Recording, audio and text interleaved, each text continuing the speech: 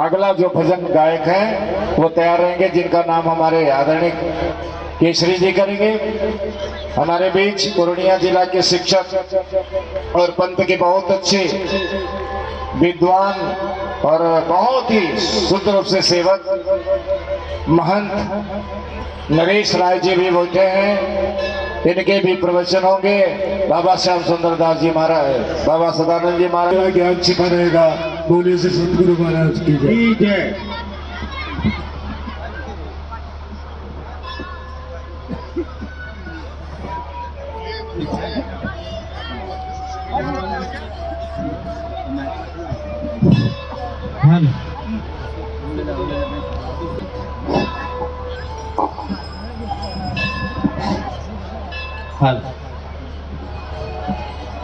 बोलिए सतगुरुदेव की जय।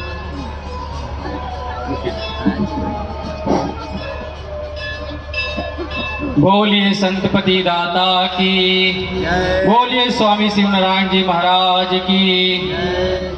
अखंड मंडलाकारं व्याप्तेन चराचरम् तत्पदं दर्शितं येन तस्मै श्री गुरुवे नमः। आदरणीय पूजनीय गुरुजन समाज, दूर दराज से आए आप सभी सत्संग प्रेमी एवं आप सभी क्षेत्रवासियों का स्वागत वंदन अभिनंदन करते हैं और आपके चरणों में बारंबार साहिब बंदगी इस पावन धरा पे मेरे जन्मभूमि से लगे कई महात्माओं ने सेवा किया और ये लगाव मुझे भी खींच लाता है कि कहीं भी रहते हुए इस पावन भूमि को सेवा किया जाए। सेवा करते करते इस पंथ को इतना आगे ले चला जाए कि बाबा संत शरण दास महाराज जी का जो मेहनत था वो कायम रहे। कोई भी कार्यक्रम सुख शांति आनंद के लिए किया जाता है। आप लोग भी यहाँ आए हैं, इसके पीछे लॉजिक यही है कि हमारे जीवन में सुख आए, शांति मिले और आनंद आए।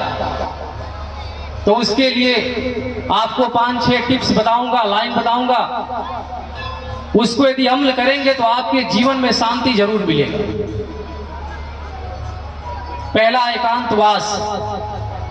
गृहस्थ जीवन में रहते हुए या संन्यास लिए हुए कहीं भी रहें, सारा काम करते हुए उसमें से कुछ समय ऐसा निकालें जो कि आपको एकांतवास का अवसर दे।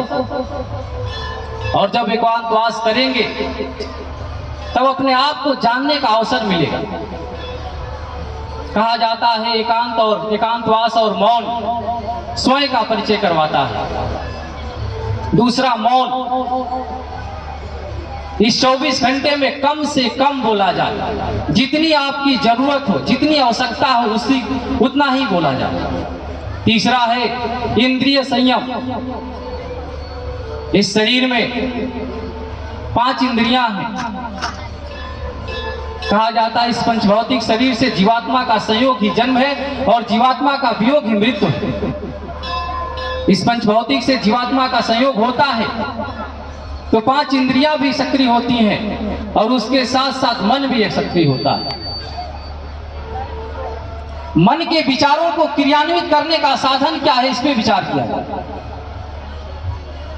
मन कुछ कर नहीं सकता है, उसके अंदर केवल विचार आ सकते हैं, लेकिन उसको क्रियान्वित करने के लिए, उसको धरातल पे उतारने के लिए क्या उसका साधन क्या है, उसका स्रोत क्या है। मन के विचारों को क्रियान्वित करने का साधन ये तन है। यदि मन में विचार आता है और ये तन उसका साथ नहीं देता है तो कुछ नहीं हो पाएगा। इसीलिए कहा जाता है कि मन में विचार आए, आने दीजिए, शरीर को रोक लीजिए। एक भजन है, मन की मलाल मार लो बस हो गया भजन, मन की मलाल मार लो, बस हो गया भजन,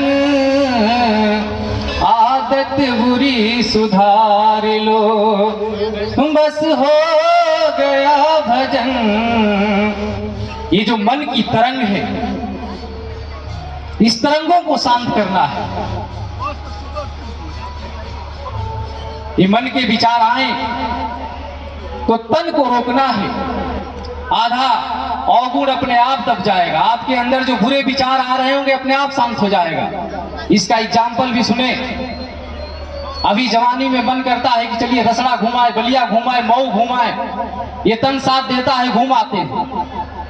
और यही बुढ़ापा में मन करता है कि चलिए यहाँ घुमाए, लेकिन शरीर में जान नहीं है और घूम नहीं आते, घूम कर वहां जा नहीं पाते। मन में विचार आए लेकिन शरीर को रोकना है। चौथा है किसी से आशा नहीं रखना। आशा केवल किससे रखना है? परमात्मा से, जिसने हमें बनाया है। और बहुत लोग तो मंदिरों में जाते हैं, वहां विनती करने लगते हैं। भगवान से, ईश्वर से कुछ मांगने की जरूरत है क्या? मांगने की कुछ भी जरूरत नहीं है। आपको जरूरत है समय देने की।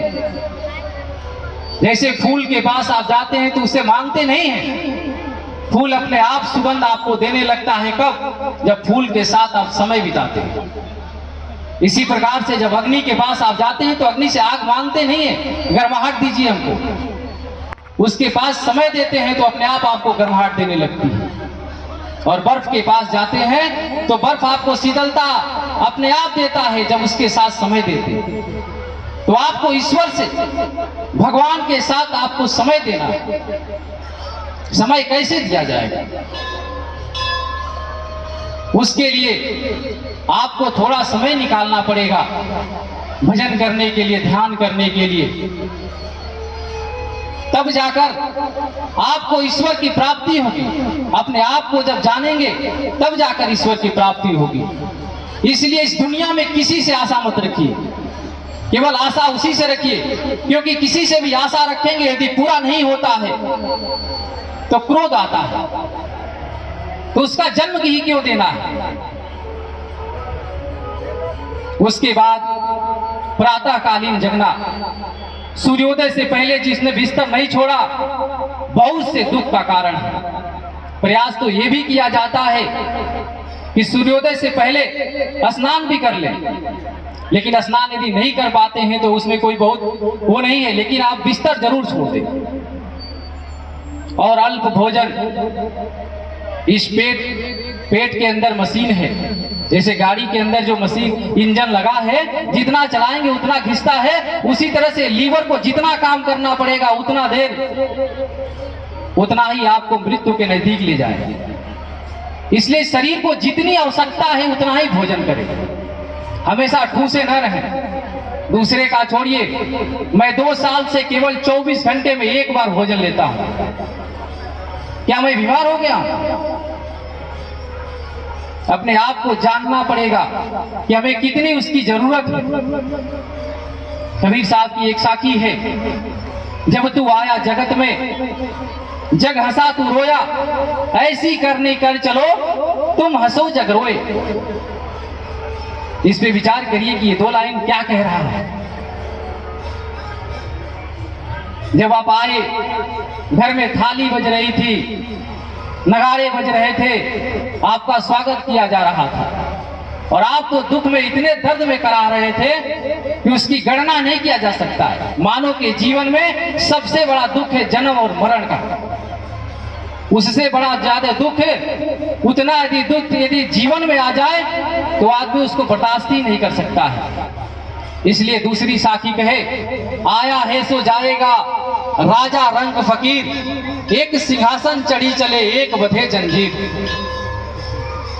इस धरा पे जो आया है, इस पृथ्वी पे जो जन्म लिया है, 84 लाख जोनी में कोई भी हो, केवल मानव ही नहीं। और शुक्र गुजारिए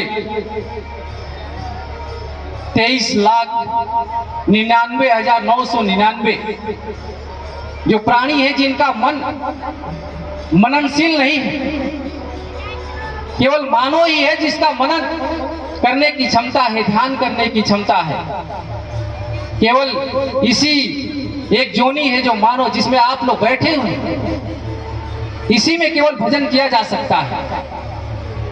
तो आप ये अवसर गुजारे नहीं, इसको व्यर्थ ना करें। और ये जीवन मिला है, आप माता के पेट में बड़ा निहोरा कर कर चले थे कि हमको प्रभु निकालिए इस गंदे नाले से, हम बाहर जाएंगे तो केवल भजन करेंगे। लेकिन बाहर आने के बाद आपको जिससे नाता जोड़ना था उससे तो विमुख हो चुके हैं, और जिससे नहीं जोड़ना था उससे जोड़ चले। आपको काम, क्रोध, मोह, लोभ, अहंकार से परे होना है, और आप लोग उसी को लेकर पॉकेट में चल रहे हैं। ऐसे जैसे लग रहा है कि आपका इतना अच्छा मित्र है जो कभी बिछड़ेगा ही नहीं। आपके साथ जाने वाला कौन है, इस पे विचार करें। इसलिए व्यस्त जीवन में रहते हुए आपकी जो जिम्मेवारी है उसका निर्वहन करने के बाद जो भी समय मिले भजन में लगाइए, और ध्यान के तरफ चलिए।